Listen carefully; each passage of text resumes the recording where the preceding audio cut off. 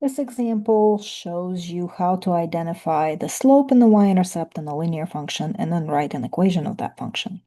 So let's go ahead and start with a general equation of a linear function in the slope-intercept form. It looks like this: y equals mx plus b, where m is the slope and b is the y-intercept. We're going to start by finding the slope. You can use any 2 points in the table. I'm just going to use these 2 points, and we'll go ahead and say that the slope formula is y2 minus y1 divided by x2 minus x1.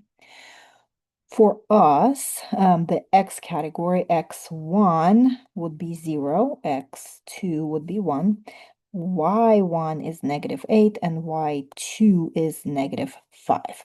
So that would be -5 minus from the formula, -8 for y1, and then divided by x2 is 1, x1 is 0.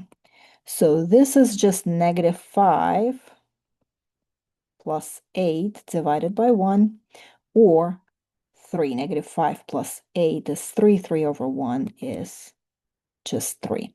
The y-intercept is pretty easy to identify. The y-intercept happens when x is 0. X is 0 right here, so the y-intercept is -8. So that one you just grab from the table.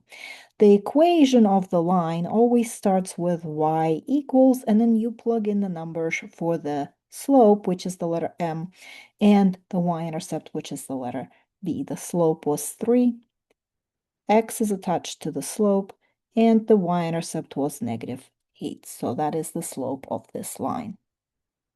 Now the next example takes it a step further and puts it in the word problem format.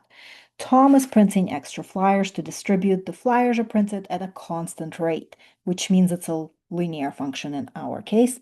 The table below shows the number of flyers he has after different amounts of time.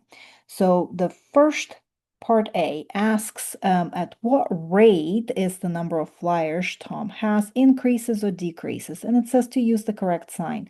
Well, it's positive for increase and negative for decrease. This is just the slope. M equals y2 minus y1 divided by x2 minus x1. Again, you can use any 2 points on this line. You don't really have to use certain ones. I'm going to go ahead and just use the first 2. So I'm using x's. For us, it would be time. X is time. So let's see. This is x1, this is x2, and this is y1, and this is y2. So this is 107 minus 92 divided by 15 minus 10. That is 15 over 5, or 3. We'll go ahead, since it is a word problem, we'll go ahead and use units here. So this is flyers on the top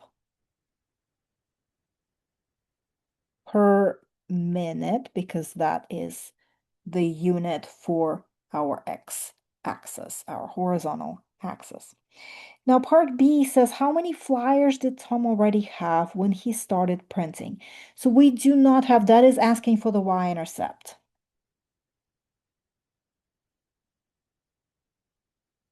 But we don't have x equals 0 or t equals 0, time equals 0 in the table. So we actually have to go backwards to calculate it. Let's go ahead and do that. You can do it by the table. You can reason it out. I'm going to go ahead and use the table to help. So if I have 10 and 92, and I'm going to go backwards from there. So we're going by fives, so 5 and then 0. And instead of adding, so from 92 to 107, I was adding 15 because it is in 5-minute intervals. Well, now I'm going to have to subtract since I'm going backwards. So for 5 at time equals 5 minutes, the answer for the flyers would be 92 minus 15. So that would be 77. And if I go 5 more minutes backwards, it would be 77 minus 15 more flyers, which is 62. So now this would be the answer to this question. How many flyers did Tom already have when he started printing? So at time equals 0. And he had 62 flyers to begin with.